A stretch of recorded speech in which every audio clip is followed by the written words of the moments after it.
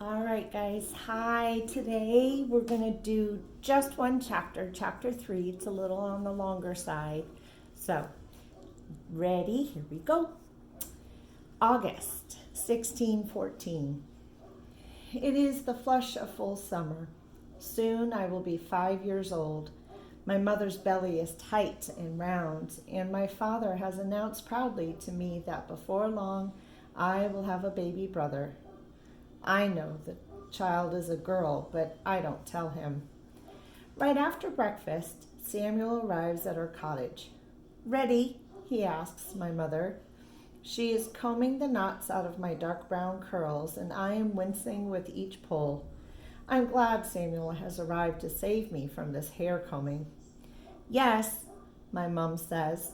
She ties back my hair, knots and all, and puts my bonnet on securely. Virginia, come, let's see what you have learned. We set off for the meadow and the forest. My mother knew herbs and healing in England, taught by her mother, and Samuel learned about the herbs here in the New World from the natives when he arrived in the Warakosak village. Some of the herbs here are the same as in England, but many are not. Samuel taught the new ones to my mother, and they have both been teaching me. There is a din of crickets and cicadas, the sweet music of late summer. A crow watches from a tree, squawking out his comments. Caw, caw. I am still too young to leave the fort on my own, and so this foray into the wild is a rare adventure. I am ecstatic. The forest is where the trees and plants, even the rocks and dirt, let me know they are alive with the same life and joy that is in me. At the edge of the wood, I run to a tree and lay my palms against the trunk. I feel the life pulsing under the bark. Then I lean in close. Hello, I whisper. I bound away knowing I won't exactly hear a hello back. I find a big rock and sit down on it. There is life here too, though it is so quiet I have to sit very still to feel it. How are you today? I ask softly. I already know the answer. If the rock could speak, it would say, happy. Next, I am on to the ferns, holding their fronds, feeling the life of water and sun running through them. Look at her, I hear my mother say to Samuel. Such a strange child. I snatch my hands away from the ferns. Quickly, I pick up a stick and look for some dirt to dig in. That is what other children would do. She is just having fun being out of the fort, Samuel tells my mother. Virginia, come here, my mother says. Let's see what you remember. I am very happy to be tested. For this, I am allowed to touch the plants without my mother worrying that I am acting strange. She thinks I am remembering what she has taught me on other visits to the meadow and forest, and some of it I do remember, but it is even easier to listen to each plant for the correct answer. I find a slippery elm tree. I recite how the inner bark can be made into a poultice to heal wounds or taken as a medicine for sore throats. Then, at the forest's edge, I find black raspberry, the leaves to speed childbirth, and the roots to treat the summer flux. Next, I find the velvet soft leaves of mullein for coughs and earaches. I point to the stinging nettles. These I do not touch. For skin problems, I say, but since touching them causes skin problems, I think that staying away from them might be the best remedy of all. I find purple coneflower in full bloom. It's good for infections and fevers, I say. Mom claps her hands. Good girl, she says. It's also good for snake bites, I say, gently stroking the large, delicate petals. Mom shakes her head. No, that is not correct. I drop my hands to my sides. The knowing is clear. This flower can help get rid of the poison of a snake bite. We should try it, I say very softly. Mom gives Samuel a worried glance. He simply shrugs. All right, you did quite well, Mom says. Soon the colonists will come to you for healing instead of your mom, Samuel teases. Mom gives me scissors so that I can help cut and gather the plants. As we work, I eavesdrop. Samuel tells my mother the news he has heard as he traveled to other plantations and to Indian villages. Since the wedding in April, there's been no fighting. Not a single arrow or musket has been fired, Samuel says. People are calling it the Peace of Pocahontas. Thanks be to God, my mother says. Have you heard? Governor Dale tried to take another wife, Samuel asks. That man has no shame, Mom says. Samuel continues. He sent a messenger to Chief Powhatan to ask for the hand of his 11-year-old daughter in marriage. Mom raises her eyebrows. And did Lady Dale send word from England that this would be fine with her? Samuel laughs. The chief said no, of course. He told the messenger the girl was in a village 3 days' walk away. He will keep her well protected, I'm sure.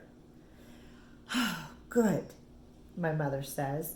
Governor Dale is an evil man with his martial law and whippings and hangings. I wish the company would send back Captain Smith and send Governor Dale home to England with his tail between his legs. Mom and Samuel continue their gossip and gathering, and I am free to play in the magic of the forest. It is a day without breezes, and mosquitoes buzz around our heads, even inside the cottage. Mom and I work together to hang herbs to dry. I tie the strings, and she lifts the bunches to hang them on nails set in the rafters. There is a knock at the door. It is a gentleman. Mom gives him a curious look. The gentlemen and nobles normally go to the doctor for their healing, while the common folk come to my mother or Jane Wright, the left-handed midwife. The gentleman is distraught, his face twisted in fear. It is his wife who is ill, very ill. The doctor has already seen her and given her medicine, but she has not improved. Can my mother help? He is afraid she is dying. Mom asks the man what his wife is feeling, and as he speaks, she chooses which plants to bring. These will help, she says. I go with her, and we follow the man to his cottage. Mom has me wait outside. There is a boy, a little older than I, sitting in the dirt in front of the cottage. He is sullen, as fearful as his father. He glares at me. It is the first time I've seen this boy. The second time I see the boy and his father is a few days later. It is evening. The gentleman pounds on our door, and when my father opens it, he grabs my dad by his shirt collar. She said she could help, he cries. I should have known better than to come to the likes of her. The doctor had given her medicine. She would have gotten better if that woman, he points a long accusing finger at my mother, hadn't laid her cursed hands on her. My da is trying to close the door on him. The boy is behind his father, staring at me with a fearful look. I will make a report, the man shouts. Then he narrows his eyes and lowers his voice. I know who your mother was, Mrs. Layden. He turns, grabs his son by the arm, and drags him away. Mom collapses into a chair and hangs her head into her hands. I should have known better than to try to heal a gentleman's wife, she says miserably. You could not turn him away, Da says. He lays a hand on her shoulder. I am afraid to ask any questions. My mother and Jane Wright work together in our cottage. It is night, and the candles flicker over their needles as they sew.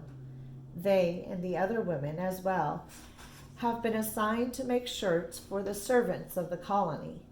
I am seated at the table with them, practicing my stitches with my own piece of cloth, needle, and thread. Now that I am almost 5, it is time I learn to sew. When I hear my mother yelp, I look up. "It broke again," she says. There is a hint of desperation in her voice. "The thread is bad. We won't have nearly enough to finish." "Mom, use mine." I hold my little bit of thread out to her. She shakes her head. She and Jane are looking at each other. "A trap?" Mum asks Jane. Jane frowns. She picks at the woven cloth at the bottom of the shirt she is working on, and it begins to unravel. The thread that comes free is strong and good. "A trap we might be able to avoid," she says. They work quickly, unraveling the bottoms of the shirts, using the good thread to finish their stitching. They have no choice. There is no other thread. I feel their panic, and I don't understand it. I try to rest my cheek against my mother's arm, but she shrugs me off. I go to bed while they are still working.